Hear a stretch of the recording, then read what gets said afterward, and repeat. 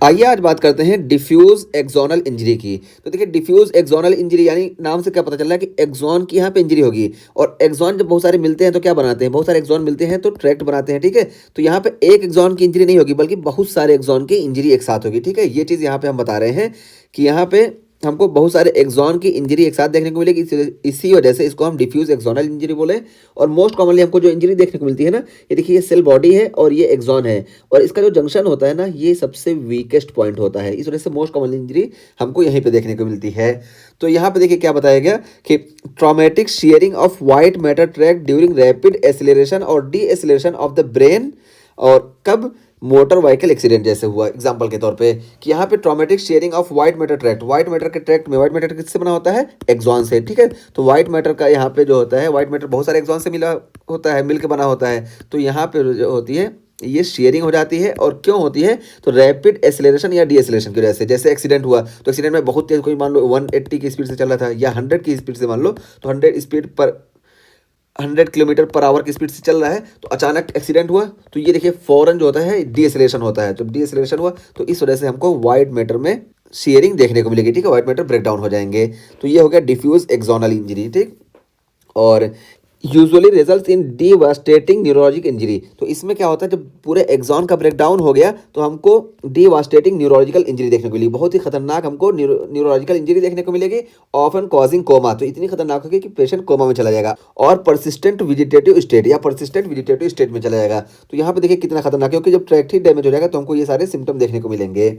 अब उसके बाद फिर क्या हुआ कि एमआरआई शोज मल्टीपल लीजन्स। तो जब हम एमआरआई करेंगे तो हमको मल्टीपल लीजन्स देखने को मिलेंगे, जिसको हम बोलते हैं पंक्टेड हेमरेज। ठीक है, तो पंक्टेड हेमरेज हमको देखने को मिलेंगे, ये देखिए। ठीक है, मल्टीपल लीजन्स देखिए यहाँ पे। ठीक, ये देखने को मिला।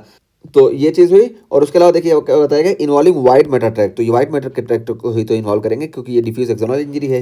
ये चीज़ हुई। तो यहाँ पे ये बुक के हिसाब से इतना बताएगा। एक्स्ट्रा पॉइंट हम बताएं कि देखिए जब हमारे पास कोई भी ब्रेन इंजरी आती है ना, तो ब्रेन इंजरी देखिए कितनी खतरनाक है। अब हम इसमें जीसीएस करते हैं, तो जीसीएस जब करते हैं तो जीसीएस में हम क्या देखते हैं कि अगर पेशेंट का जीसीएस 13 to 15 है तो इसको हम माइल्ड ट्रॉमा कंसीडर करते हैं। लेकिन इससे कम जो है, चाहे 9 से 12 हो जिसको हम मॉडरेट बोलते हैं, या जो है 3 से 8 हो जिसको हम सीवियर बोलते हैं, इन दोनों कंडीशन में हम फॉरन सीटी करते हैं।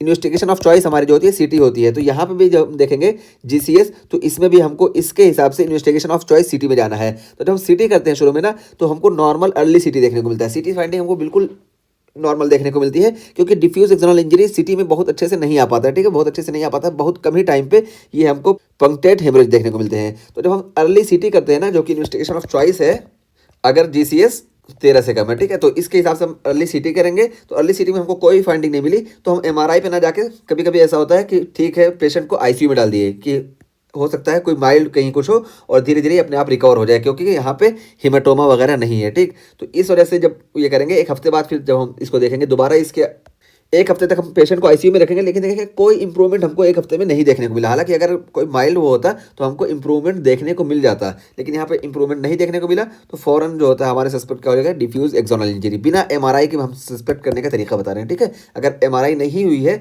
तो हमको ये तरीके से पता चल जाएगा। और अगर एमआरआई हमको अर्ली फाइंडिंग में कुछ नहीं मिला सिटी में, तो हम एमआरआई कर लेंगे। ये इन्वेस्टिगेशन ऑफ चॉइस होता है डिफ्यूज एक्सोनल इंजरी का, क्योंकि जब अर्ली फाइंडिंग में सिटी में हमको कुछ नहीं मिला और इतने ज़्यादा कॉम्प्लिकेशंस हमको देखने को मिल रहे हैं, तो फ़ौरन हम एमआरआई पे फोकस कर देते हैं, क्योंकि पेशेंट की लाइफ हमारे लिए बचाना ज़रूरी है, हमारे लिए एक्सपेरिमेंट करना ज़रूरी नहीं है। ठीक है, तो ये चीज़ हम बताएं कि अगर हम सीटी पे सिर्फ इक्तफा कर लेते हैं, सीटी के आगे नहीं बढ़ते हैं, तो एक हफ्ते बाद हमको कंफर्म हो जाएगा कि ये जो है डिफ्यूज एक्सोनल इंजरी है। लेकिन अगर सीटी में हमको कुछ नहीं मिल रहा है तो फ़ौरन हम एमआरआई कर लेंगे, जो कि इन्वेस्टिगेशन ऑफ चॉइस, और एमआरआई में हमको पंक्टेड हेमरेज देखने को मिल जाएंगे। ठीक है, तो ये हमारा डिफ्यूज एक्सोनल इंजरी का टॉपिक कंप्लीट हुआ।